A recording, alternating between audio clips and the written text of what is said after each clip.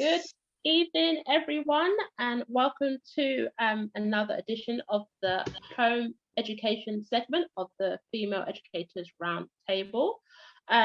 Myself and Debbie tonight are going to be discussing the rise in home education, and I'm also going to look at some of the reasons and as to why there's been an increase, especially since the pandemic.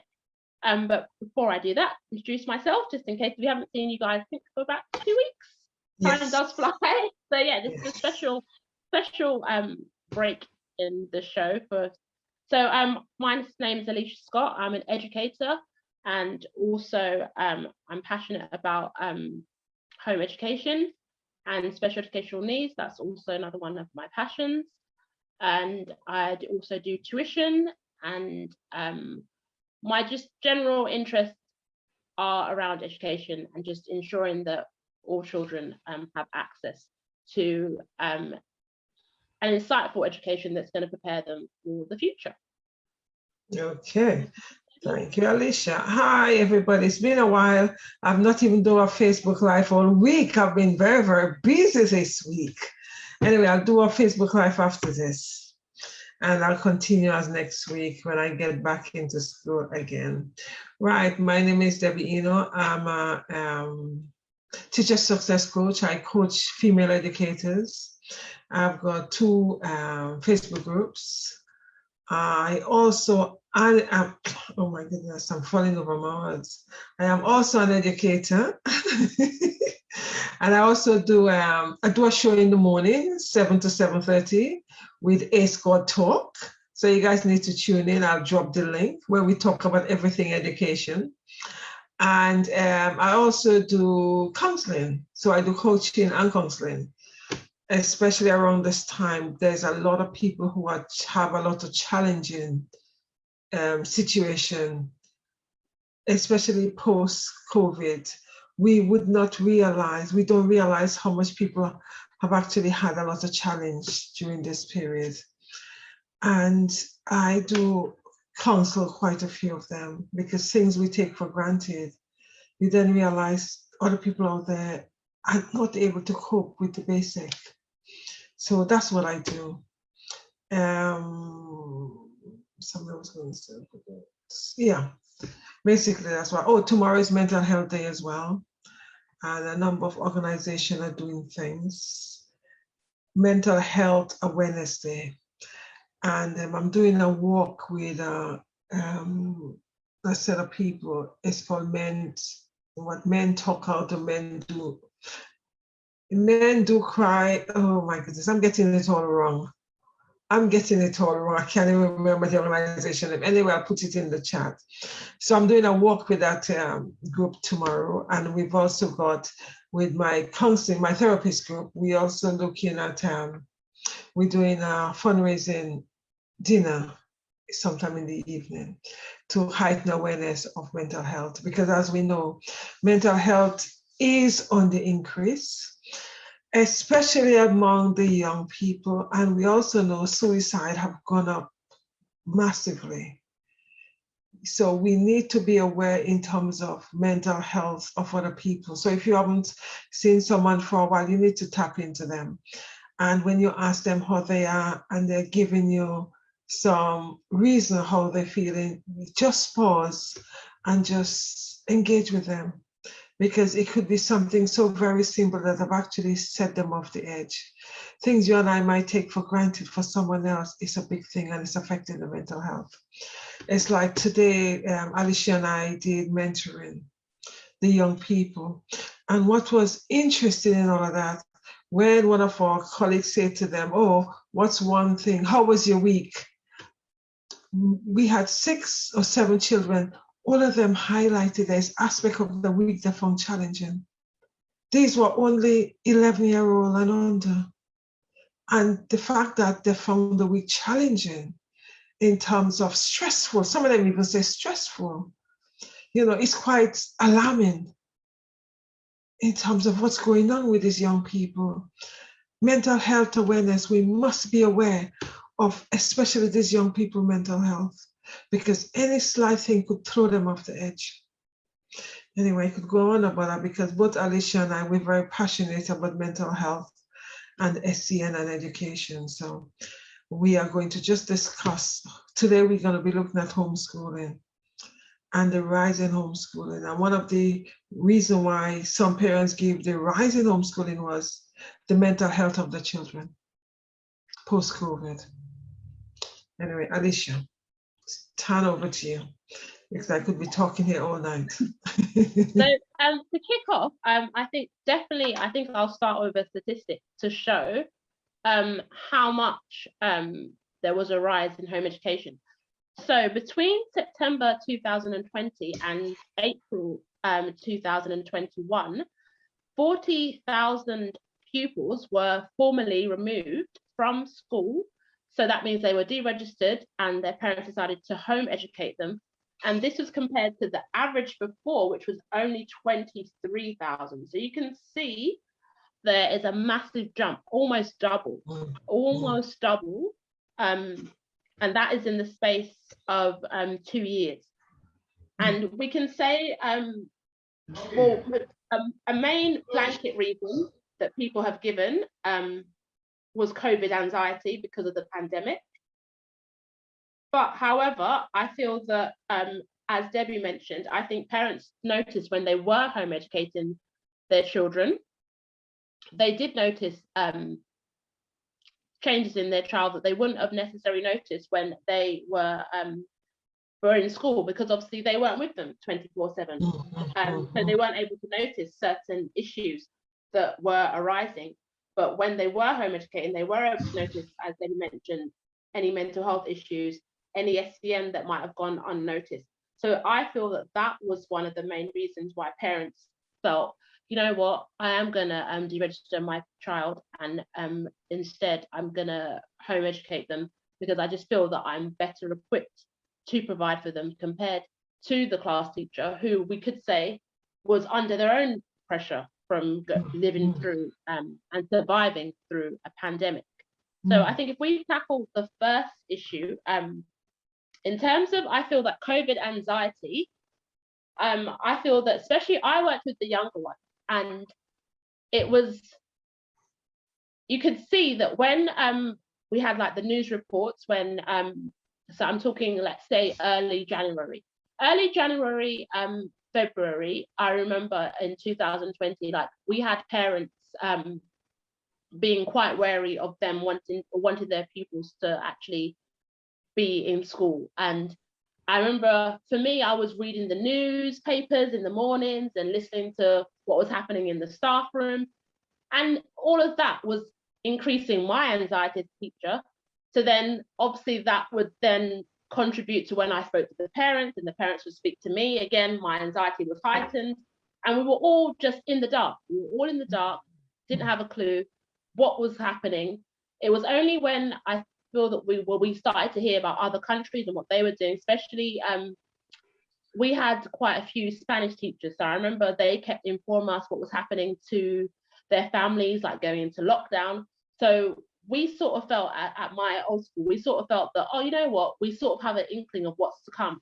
And I remember it was March when I sort of started to notice the pupil numbers went down.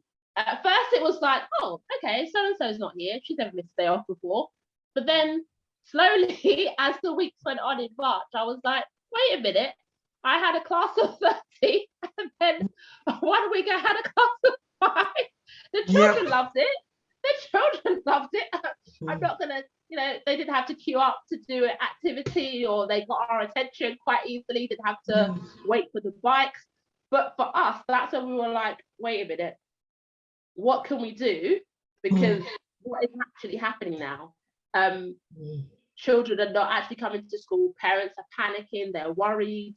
You could see, like, before that, children were like washing their hands obsessively, because obviously their parents had told them to do that. It was a difficult time for us all.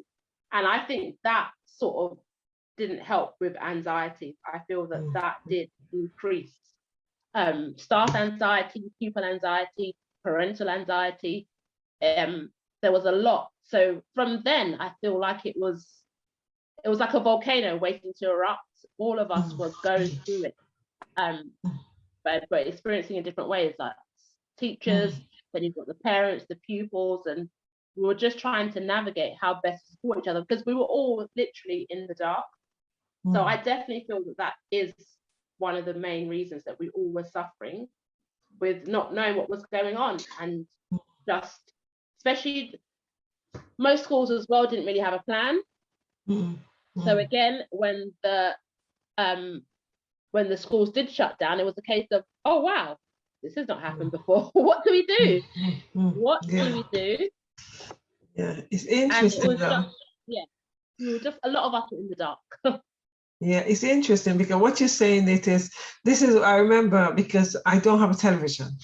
So I remember in March when one student said to me, Miss, you know, school is going to be closing. I think, what are you talking about? Miss, haven't you heard the news? No. And like you, I noticed my class started from a class of 31.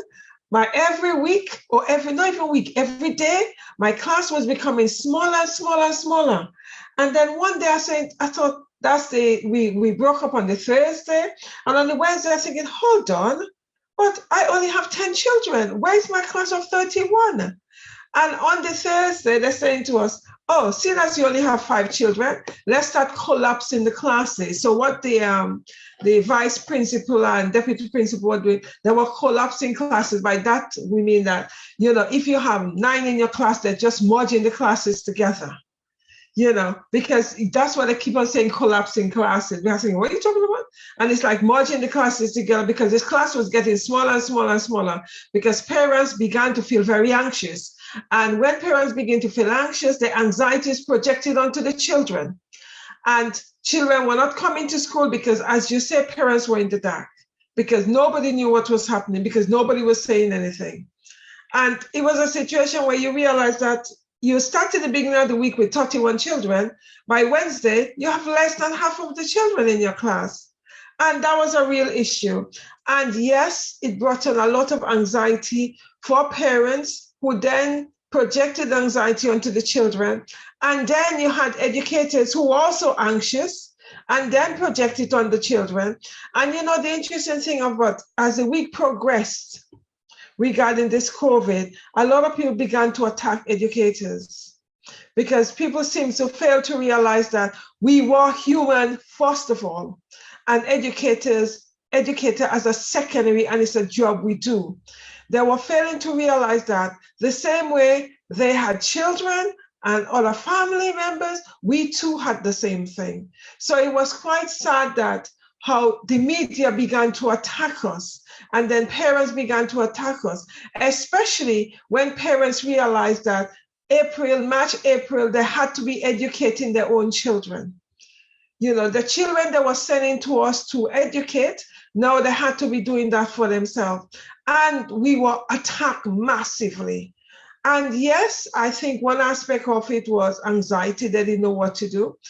And the spin-off of that is, after they've actually begun to support the children because the work was being sent home, etc., I feel that when it was time to go back in education, they probably felt there's no need to go back because they were doing a good job, and they began to see holes in the education system. You know, where some parents were beginning to say, okay, I'm not sending back my child to school because they've lost education, and I might as well keep my child home and educate my child because I could do a better job. And then the thing goes on. So it was interesting to see how we actually came full circle in relationship to parents are deciding that they're not going to send their children back to school, because they then start saying that they don't feel we're doing a good job. So, you know, that was quite interesting, because remember, they started attacking us. I remember when that happened.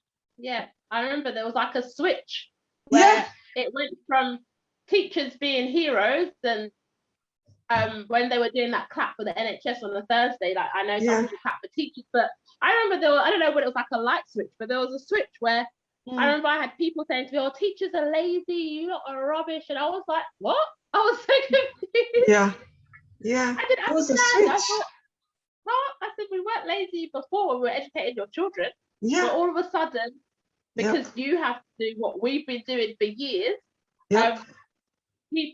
Parents just turned on us, and the media turned on us, and I was like, why are we having all these stories printed about teachers when, you know, before we were being hailed as heroes when we were, you know, not complaining, doing the work that you should have been doing with your children. You know, I as a teacher, I have certain expectations when a child starts school, and sometimes they're not met, and for me it's shocking. There should be a partnership, and it shouldn't just be in school and I'm supposed to teach your child to do X, Y, Z. No, some of these basics should have been covered when they were with you, because you are your child's first teacher. So for me, I always find it strange when parents are like, oh, you're going to do this and that with them. And I'm like, yes, I am. But what have you done to help start the process? So I feel that a lot of parents, when it came to home educating, they didn't realize that teaching's not for everyone. And I think they had some parents had a greater appreciation for teachers, whereas others actually realized how difficult their own children were. They realized that, oh my gosh, my little Johnny is not the angel that I thought he was. Exactly. Like there, and oh my gosh, and that's on you. That's not on the teacher. That is actually on you, because he learned his skills from you. So you're sending him to school, and if he's not engaging with the lessons or he's being disrespectful, that's on you as parents. That's not on the teacher. So I think for a lot of parents, it was a wake-up call, and they got to see what their children were really like. And then another reason, I feel that some parents as well, they were trying to replicate school. You've mentioned quite a few times, Debbie, where that's where they were going wrong.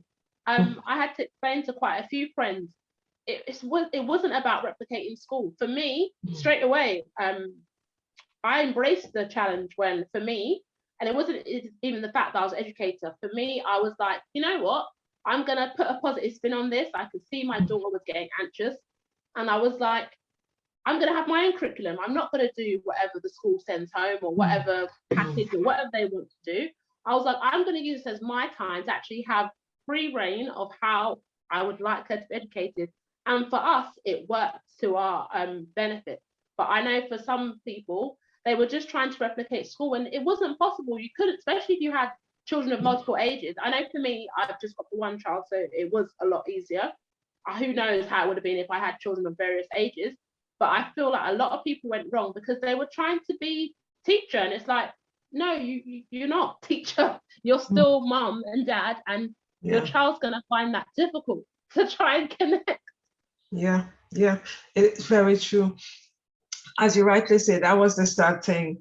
You know, when the school was sending home the worksheets and the packages, parents actually took it literally. That's the way they're meant to be teaching the children. And I have to say, no. That's just a guide. Don't even bother to even look at that. Just meet the child where he or she is at. And that's something parents need to start doing. There's no point in trying to replicate the school. You just have to meet your child where they're at. Because remember, in school, we do not have time to meet every child where they're at.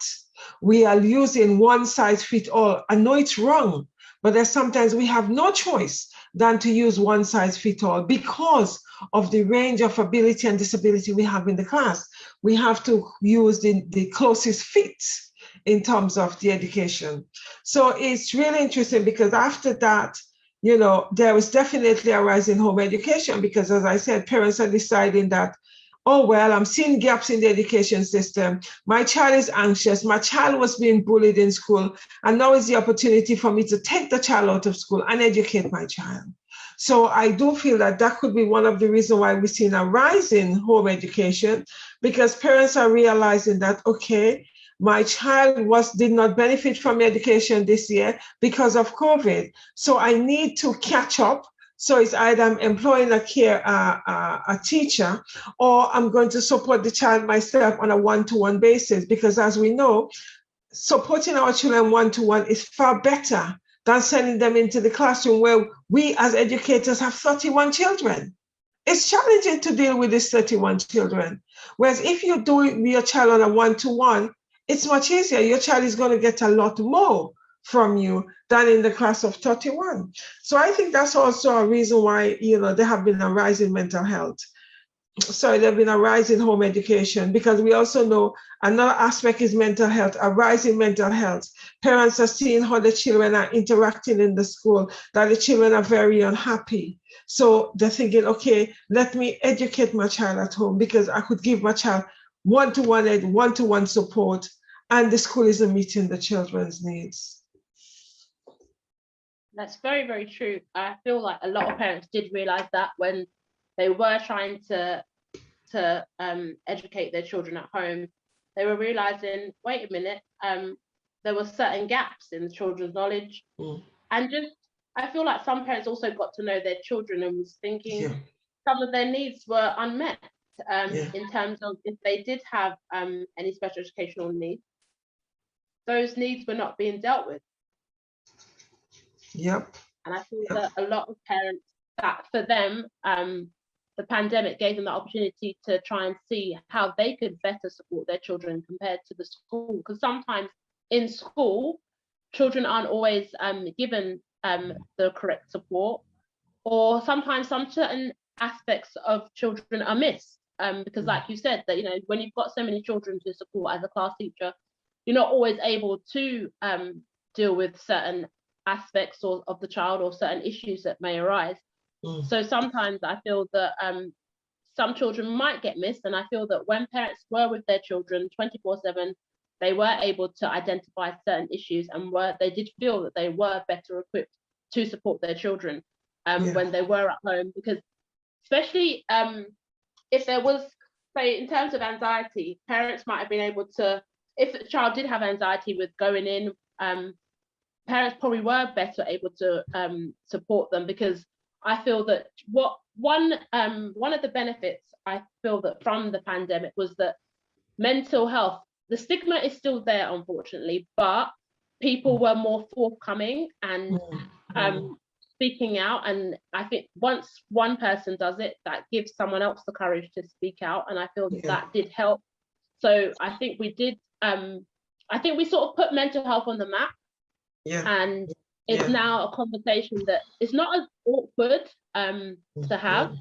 And I feel that if one person speaks up and says, oh, you know what, this is how I found the pandemic difficult, I feel that other people will also speak up. And I feel that that's one of the benefits that we can say that came out of being in a pandemic.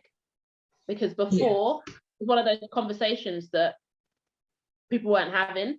But I did quite a few talks, and I went on quite a few Zooms where mental health was a massive, massive issue. And they were saying that especially amongst the young people, that self-harming was on the rise during the pandemic. And parents, that was an issue they had to be dealing with, and that's something that they sort of missed, because maybe if their child was self-harming in school, they weren't able to identify. But obviously with their children being at home, that's something they were able to try and support them with.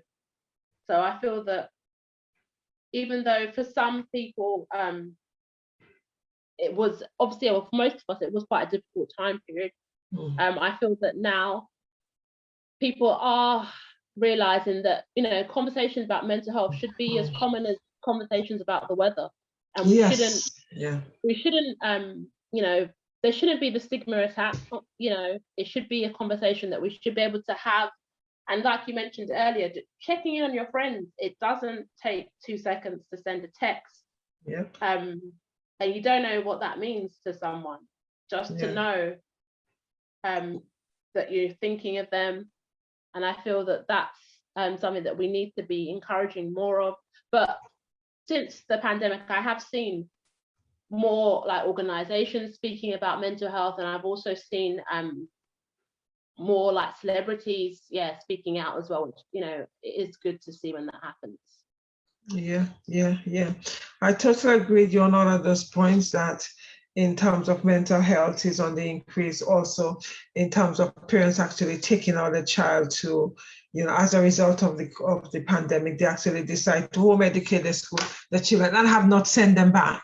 I know two people that's actually taken the children off from school, or during the pandemic, they were at home as a result of the pandemic, and they have decided that they're not sending the children back to the mainstream education because they feel that they could do a better job. And as you say, they begin to know the children a lot more than they did because they didn't know the children. Only now they're beginning to realize, oh my goodness, my child is good at that and my child is good at that. Whereas they didn't know any of those things before. And it's quite sad because they get caught up in this cycle of rushing to work, rushing home, getting dinner, etc. They miss some of the vital things that was happening with their children. And the fact that then now some of them taking on it to home educate the children, they're able to identify some of that. There's so many different reasons why parents gave and children gave for being home educated from, following on from the pandemic. Some of them is mental health, some is a situation where the child's SEN need. Some of them realized that the child was telling them they were bullied. Yes, they took it on, but they didn't really address it greatly. And now they realize, okay, there are alternative. And I feel that what homeschooling does, homeschooling reinforces in parents' mind and parents and carers' mind that there are alternatives. You do not need to stick to the traditional education, and you could be well educated from a home education standpoint. And this is something parents and carers need to realize, that education does not have to take place in the classroom. COVID have proved that education does not have to be in the classroom. We were online. Today is the first day we went back in the physical in one of our mentoring group. And I must say, it felt odd for me. And I'm thinking, I love the aspect of being at home, that I don't have to be coming out in the physical, but it's like having no choice there. So I could see why some parents decide that they didn't want to send their children back to traditional education because they realized that there is an alternative, a viable alternative. No, that is a very, very valid point, Debbie. It's true. I feel that before I did my research, I didn't realize that, that there is an alternative. And it's like you said, that we had 6 months where learning didn't take place in a classroom. And for a lot of children, they thrived. A lot of children, some weren't able to connect with the online learning. So their parents had to get creative and find other ways. And I feel that a lot of children learned vital life skills that they wouldn't have necessarily learned if they had been in school. Because I know it's often spoken about with the older generation, where they say that you learn like practical skills, like is it woodwork and sewing, like practical skills. Whereas nowadays, the curriculum doesn't have time for those subjects. But some parents, like myself, I went back to methods like that, practical learning, life skills. My daughter and I, we both got really into cooking, and again, that encompasses so many subjects. You can say that science. You can also say that it's design and technology. You could say that it's maths. English. You can get them to write a recipe afterwards. So just that one aspect, that extends into so many different areas of learning. And I feel that definitely, I think that's a method that a lot of parents did use, and they found it beneficial. Instead of just, because learning doesn't have to take place in the classroom. It's like the reason why you go on trips, to show that yes, learning is great sometimes in the classroom, but there's other ways. When you go on a trip, that's an extension of the classroom. Exactly. And some children, they do thrive on that type of learning. And we've got research that shows you, like schools that have a forest school, that's another way that children can learn. They can learn things like teamwork, problem solving skills, perseverance, because sometimes things don't always work out first time, especially if you're building a den and you have to go collect the materials. So I feel a lot of parents did go and use alternative methods, and they found that, you know what, I can actually do this instead of, like you said, sending their children back to the traditional classroom. That's why we had such a rise. And even I didn't give the stats for the UK, So the UK, we had a 75% increase in home education. 75%. That is a huge number in home education. And the main reason the BBC gave was COVID anxiety, but we can't just put it down to one reason, because obviously they couldn't have spoken to all the families that decided to home educate. So that's just, for me, that's a blanket reason. Yes. And possibly that could have been the main reason why majority of parents at the beginning decided to home educate. But what I feel the article should have explored was maybe there's other reasons, and reasons like we've mentioned. Parents felt they could do a better job. They realized, they researched there was alternatives. They wanted to better support their children in terms of anxiety. I feel that the article for me is quite skewed. I like the stats, because the stats for me, like numbers, numbers don't lie. You can understand a lot from the numbers. But in terms to say that the article says the main reason for the rise in home education is COVID anxiety, I personally feel that that's not correct. I feel that, that's not the main reason why parents decided. I feel that if you are going to give a main reason, it's because parents saw for themselves that there is an alternative and it works. We've had people on the show that have shown us that it works, that they've home educated from primary age, and their children have been home educated right up until secondary. So all throughout secondary, they've gone on to university, and I can't remember the lady's name, but the lady who's written a book, and also her son had his own gardening business or landscaping business. It goes to show that the proof's in the pudding, that old saying that home education is a viable alternative, like Debbie's mentioned, and it works. I feel that that's why we're doing these shows, to educate and to inform parents that it is a viable alternative. And as long as you do your research, it does work. It shouldn't let anyone tell you that it doesn't work and that there's only one method. Exactly. That is so very true, because as you rightly say, COVID-19 showed, it actually shined the spotlight on an alternative. And the alternative now, a lot of people are now taking the alternative because they realize that it doesn't have to be prescriptive. If I have to, if I had the opportunity, I personally would do the same thing, because you realize that your child, because you realize that your child is being programmed. And that's what really gets me. I know for myself, because I'm in the system, that the education system programmed these children to come into class. They sit in rows and they learn their schoolwork and they regurgitate it. When they get to the exam, they pass the exam, and then it becomes a vicious circle. They are not taught how to think. They're taught how to pass exams. It's like one of my children said to me, "Mom, all you need to do is you just have to have a good brain and just know how to revise and regurgitate the information, and then you're going to get A star or 9, etc." Because that's what education is. It doesn't allow children to think. If a child is creative and thinking outside the box, the child creativity is, unfortunately, suffocated. Because I've had that a lot with my own children, and I had to constantly say to the school, "I'm not going to have it," especially in primary. And they say, "Okay, well, whatever he wants to do for the project, that's fine." But initially, they're saying, "This is how the project have to be done. It's robots, produce robots." And parents have begun to realize that they didn't want the child to be robotic. Whereas home education provides an opportunity for a child to be creative and use their creative skills. And I hear people are saying about lost learning. And as Alicia said, and I constantly say in my show, learning was not lost. Where have it lost to? It's not lost. What children have gained is they've gained an all-rounder.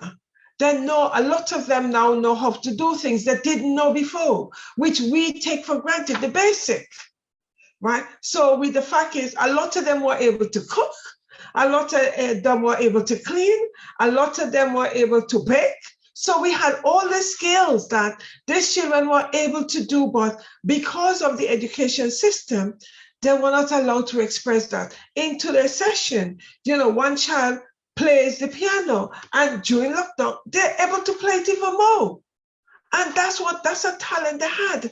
So such talent was nurtured much more than if they were not in at home being homeschooled. Because as Alicia would actually confirm, homeschooling, you do not have to stick to the timetable prescriptively. If a child didn't understand the work today, don't worry about it.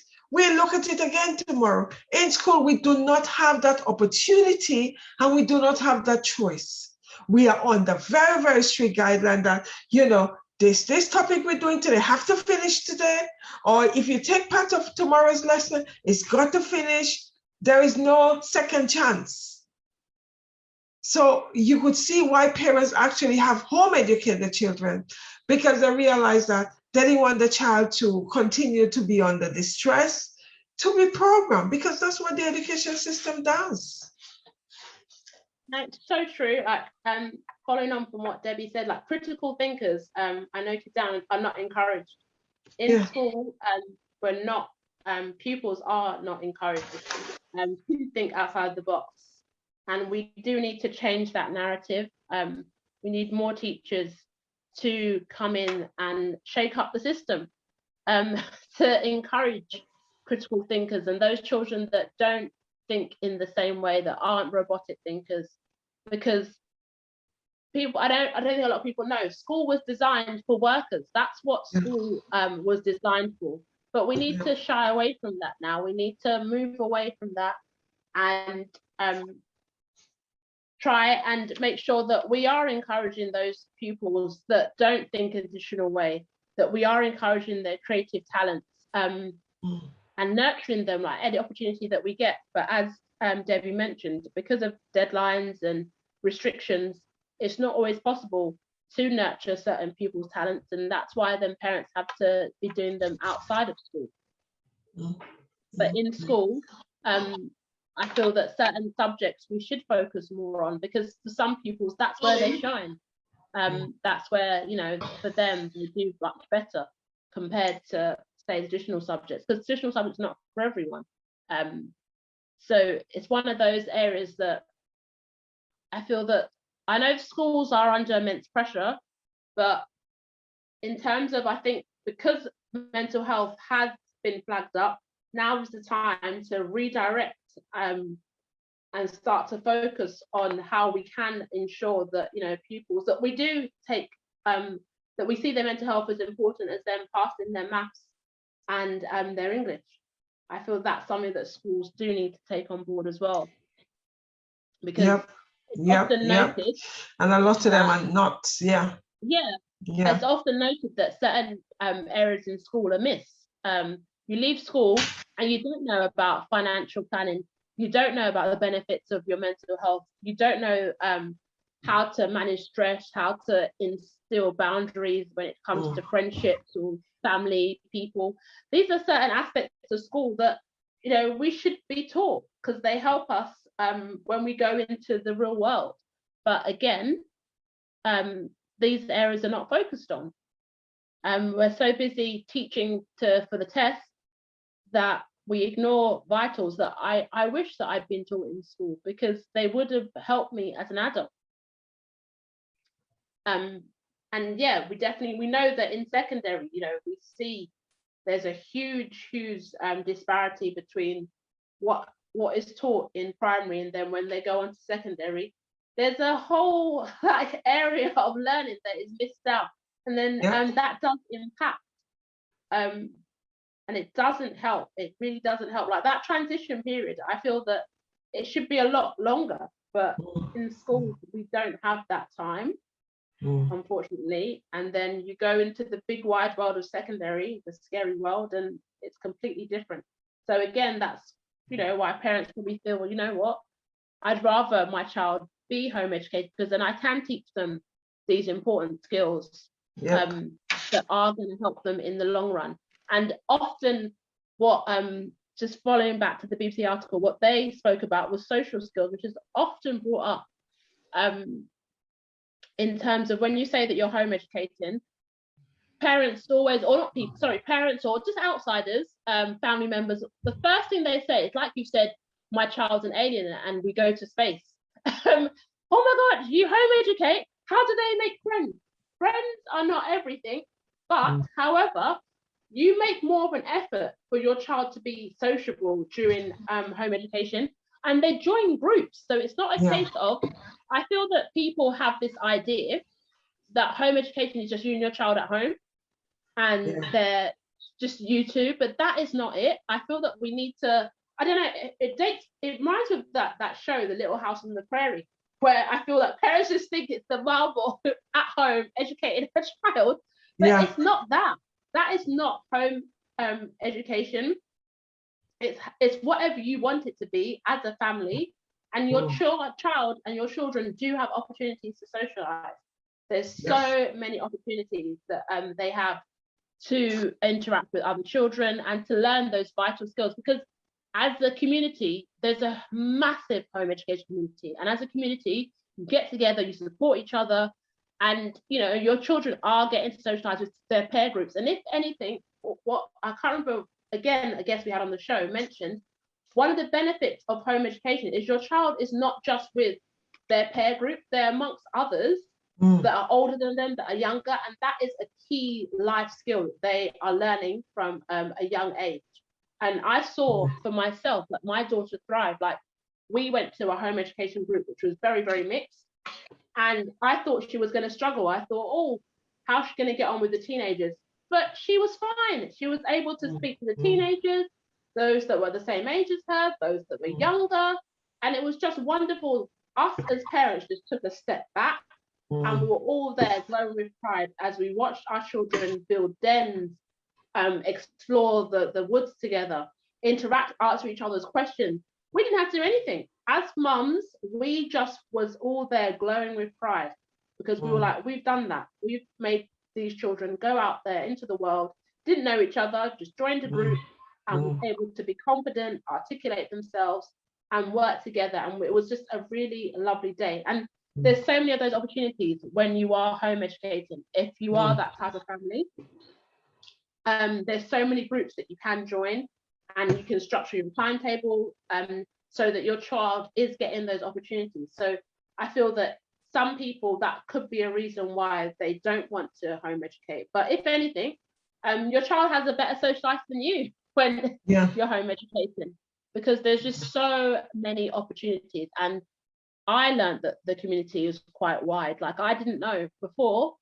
I didn't have a clue that it was such a large community of home educators. And from doing the show, we've learned, I think it was our first guest, I think it was, she spoke about in her area that there's a large home education community. So children do have the opportunity to socialize. Yeah, it is so very true. And I think it is a misconception and it's a myth that people feel that when your child when your child or children is being home educated, they're isolated. That's a myth which needs to be thrown in the water, because it's not real and it is not true. Because as Alicia said, these children are, because they're socializing far more than when they were in school. Plus, it is actually preparing them far more, because they now have to be navigating how to communicate with either older children or younger children, because they have no choice, especially if they're going out on various trips and in those groups, etc. They have no choice than to do that. Whereas in school, you only have a certain year group all going out together. You don't have that wide mix. It's either year 6 going out together in primary school or year 7 in secondary school. Whereas when you're home educating, you're in a home education group, the children all going out together because you're going on a trip. So that's the beautiful thing about that. So the misconception of where people have is, oh, how are they going to interact? How are they going to make friends? Nah. Those children don't miss out at all. And that is what people who do not know about home education want to let us believe, that the choices are limited and there isn't a variety and the opportunity is not there. I could say that's definitely not the case, and Alicia would confirm that as well, that home education is definitely an alternative to traditional education. And if some parents are worried about whether or not the child is able to do GCSE, yes, they can. They could do GCSE in a center. It doesn't have to be in the school. You register your child to do GCSE, even when I was in school myself. Because if you're doing double entry for GCSE or CSE at the time, you had to do one of them in a center. And these centers exist out there, it still exists. So all this myth about home education isn't good, etc., forget that. We also see in America that Americans call it homeschooling. We also see in America that homeschooling is on the increase post-COVID, and it's 2 and 3 times as much as what's going on in the UK. And a lot of parents give some of the reason why they felt that the education system was racist and it doesn't support the children. And the children, there's nobody in the school or in some of the areas that are able to identify with the children. They also feel that the children have more choices, and the list go on, especially in America, where home education is seen as a real big thing as on the increase, because I'm a member of a number of home education groups, and the Americans are doing it. They are saying that these are the alternative. And remember, it is not rich family as people are going to be led to believe. Everybody's doing it because they're looking at the needs of their child. Yeah, I think it's a very, very important point, Debbie. I feel that, yeah, that's another reason you need to focus on your child and just look at meeting their needs. And I feel that, like you said, parents feel that they can do a better job than what schools are able to provide. And I feel that the pandemic was a wake-up call. It was a wake-up call, and parents were like, hey, wait a minute, I can do this. And that's why we had the massive increase in home education, because parents were like, oh, you know what, I've done it for 6 months and I feel like my child has thrived. They have come along leaps and bounds. I've seen, they saw increases, and they saw that there was an alternative that worked. And most importantly, like, they were able to meet the needs of their child, which the school wasn't able to do. Because whereas some parents, they did find it difficult, and they were happy to return their children to school because they were like, that's where they felt their children were better suited. But there were those 40,000 families that were like, you know what, no, actually, I want my child to be home, to continue with home education, because I feel that better suits their needs. And that's where my child is going to shine. And I feel that that's what works for your child. I feel that, and if home education is something that you are considering, just definitely do your research. Do your research, and don't be scared to put a post on a forum or reach out, because there's so many communities out there that home educate, and there's people that are willing to answer any questions that you do have. So don't feel like you're alone. So yeah, there's so many organizations that are there that you can reach out to, speak to, and just find out, like, if it is something that can suit your family, and most importantly, suit your child. If you feel that they're not thriving in school, don't be afraid to seek the alternative. And long as you go through the proper channels, which you're registering, don't feel that that you won't be successful at it.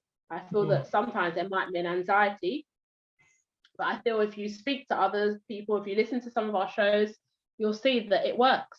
There's so many families that have done home educating and they don't look back. They can't even imagine putting their children back into school.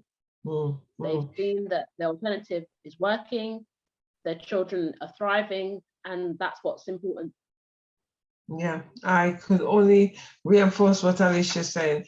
And if you cannot do the home education yourself, the number of home educators who have set up websites, and they actually got qualified teachers who would actually teach your child online in small groups, so your child wouldn't miss out, and some of them, it is extremely cheap to actually get, involved. So anybody who is thinking of home educating their children, reach out to us, get onto our platform, send us a DM, and we're going to put you in the right direction.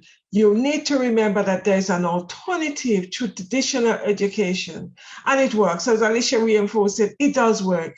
And, when you have to look at our show, you're going to see some of the parents who are actually demonstrating with statistics how it works, So don't feel that you have to go to the traditional school system if you're unhappy. No, you don't have to stay there if you're unhappy. There's alternative, which is homeschooling, and it works even more so than the traditional education. Alicia, anything else you want to say before we it's interesting that, we actually, there's so much more we could talk about, so much more. There's so much more. One show of us actually just pulling things together is not enough. But anyway, we're going to drop snippet in between it as we progress for the next few weeks. No, most definitely. I feel that's a great note to end on. That, yes, please do reach out. If you haven't watched our previous shows, please do, so that you can be informed about home education. And please do, if you do need to DM myself or Debbie, please feel free, and we can point you in the right direction, because like Debbie said, there's so many resources out there. One guest we had on the show, she runs her own, it's a website she owns, doesn't she? Yeah. Well, yes. She does her own classes, and yeah, very reasonable, as Debbie said. So, there's so many opportunities out there with support when it comes to home education. So even if it's something that you're considering, definitely do your research, and please feel free to contact either of us. Yeah. What is left for us to say is, be aware that there are alternatives to the traditional education, right? When we were growing up, we didn't know such alternative exist, but now we are putting it out there. And don't be afraid to take the chance. Your child will not be, left out. Your child would be as academic as that child possibly can. Don't feel that, home education means that your child will not be getting the 9s and the 7s, etc. As one guest last week we had on the show, she was showing that, the results of 9s for the GCSE came from home educated parents. So don't think that if you're home educating your child cannot do the GCSE. Of course they can. There is no reason why the child cannot do the GCSE, because what you're doing is preparing your child to do the GCSE, and you have a choice whether or not you put them through it or you don't put them through it, and they'll still be educated. So don't be, put off by people saying to you, oh, but how are they going to get the GCSE? Yes, they can. There isn't a problem, So it's a matter of reaching out, as Alicia said, doing your research and talking to people, getting onto the forums. There's a lot of forums out there which we could recommend to you guys, because we own it ourselves and we know what's going on. Right, so what is left for me to tell you guys is, remember, there are alternatives. You do not need to stick to the traditional model. The traditional model have passed the sell-by date. And as we've seen, we have come full circle in terms of education, and in terms of educators, we realize that there is alternative as well. Online teaching is wonderful. If your child is ill, you don't even have to be staying, you don't even have to take that as the day off. You could teach your children your class online. So education have not moved for years, century, but COVID have actually pushed and forced the education system to change, because the education system had to keep up with the 21st century, where all of the industry have done that. Education hadn't done that until COVID. So as much as COVID was negative, as an educator, COVID was a great thing for me. I have learned a hell of a lot. And I do have to be very grateful for that. I'm not saying that everything that happened in COVID was brilliant, but as we know, negative, there's positive as well. Alicia, talk. No, most definitely, I agree that you should always try and see the silver lining. There's a quote that I used to like. Oh, I can't remember what it's called now. Oh, we're talking about seeing the rainbow. Oh, but basically, yeah, throughout, like, as to echo Debbie said, throughout the pandemic, I feel that we were able to see the rainbow, and for a lot of parents, that was to home educate their children. Yeah, yeah. Anyway, people, thank you very much. We'll be back next week with another home education show.